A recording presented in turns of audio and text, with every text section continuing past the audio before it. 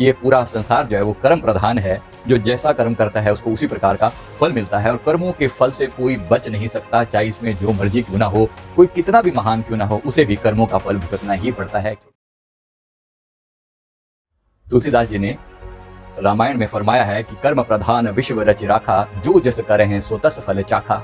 ये पूरा संसार जो है वो कर्म प्रधान है। जो जैसा कर्म करता है उसको उसी प्रकार का फल मिलता है और कर्मों के फल से कोई बच नहीं सकता, चाहे इसमें जो मर्जी क्यों ना हो, कोई कितना भी महान क्यों ना हो, उसे भी कर्मों का फल भुगतना ही पड़ता है। एक छोटी सी कहानी के साथ अपनी बात शेयर करूंगा।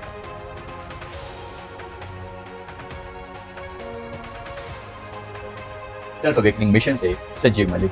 दोस्तों, एक बार एक सेठ जी थे, बड़ा पैसा था उनके पास।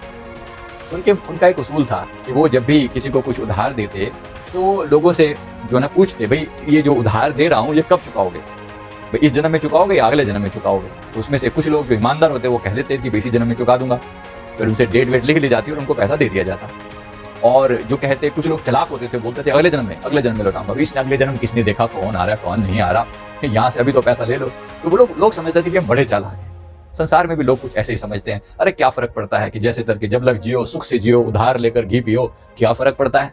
फर्क पड़ता है, बहुत फर्क पड़ता है। समय बताता है कि फर्क कितना पड़ता है। तो बड़ा ध्यान से जीवन को जीकर जाना है और कर्ज नहीं लेकर जाना का अर्थ यही है कि अंततः किसी भी टाइप का, किसी का एहसान, किसी का कर्ज साथ लेकर नहीं जाना।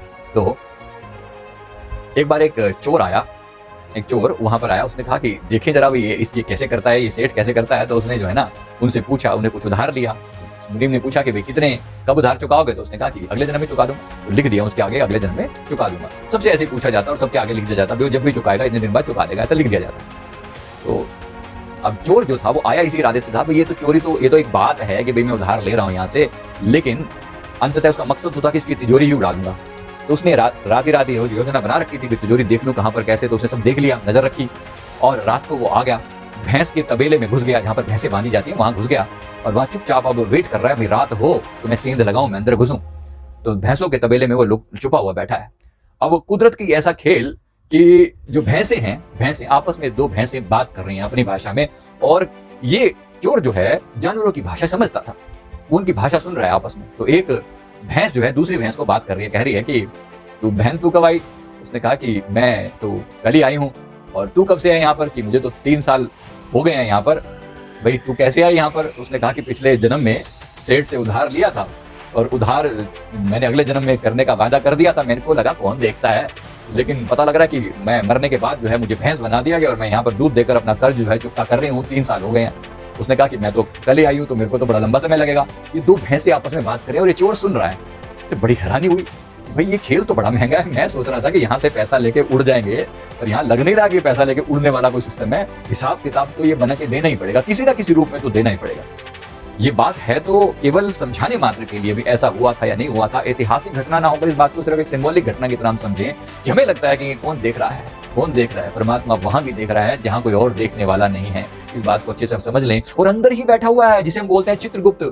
चित्रगुप्त कौन है, आपके ही भीतर, आपका ही मन अंदर बैठकर फोटो ले रहा है। किसी भी स्क्रीन, किसी भी घटना की फोटो भीतर से ले लेता है, उसको हम कहते हैं चित्रगुप्त। चित्रगुप्त का मतलब यही है, जो गुप्त रूप से चित्र ले रहा है। अंतिम समय में जब जाएगा परमात्मा के सामने तो झूठ नहीं बोल पाएगा। ये मत समझ लो कि वहां किसी को बरगला देगा। तो वहां जाकर आपका ये जो भीतर का मन है ना, इसी को खोल के सामने रख दिया जाएगा। ये मन ही आपकी गवाही देगा कि हाँ मैंने देखा है इस व्यक्ति को, और ये चित्र खींचा हुआ है, देखिए इस व्यक्ति ने इस समय पर यहाँ पर ये वाला को कर्म किया था। वो सब लिखा हुआ है, वो सब लिखता चला जा रहा है। चित्रगुप्त जब लेखा मांगे, किसको क्या दिखाए, तुझे क्या लगता है कि वहां से कुछ छुपा देगा, किससे क्या छुपाए, क्या छुपा करेगा, वो हिसाब किताब करेगा तो सारी चीजें सामने लेकर आएगा। इसका अर्थ केवल इतना सा है दोस्तों, बात को समझना है कि वो बात इतनी सीधी नहीं है कि भाई हम यहाँ पर कोई भी कर्म किए जाए और कर्मों के प्रति और हमें पता भी ना हो कि आगे कौन फल देने वाला है और क्या होने वाला है। एक एक बात का हिसाब होगा और बड़ा गहरा हिसाब होगा। इसलिए जरा विचार करते जाना इस बात पर और डर के रहना, बच कर रहना कि जितना हो सके हम अपने कर्मों के प्रति सचेत रहें। यहाँ कुछ भी बचाया नहीं जा सकता, कुछ भी यहाँ से बचकर नहीं भागा जा सकता। कर्म प्रधान विश्व रच राखा, जो जस करें तो तस फल चाखा, ये सबके लिए अटल सत्य है। उम्मीद करता हूँ कि ये चीज, इस टॉपिक पर मैंने बहुत सारे और वीडियो डाले हुए हैं, तो आप इसी तरह के और पुनर्जन्म पर, कर्मों के फल पर, क्योंकि मैं खुद एक पास्ट लाइफ रिग्रेशन थेरेपिस्ट हूँ, तो मेरे तो इतने लोगों के पूर्व जन्म देखे हैं और उनका हिसाब किताब देख के जब इस जन्म में दिखाई पड़ता है, तो आप भी अपना पूर्व जन्म जान सकते हैं। आप ऑफिस से संपर्क कर सकते हैं इस बात के लिए।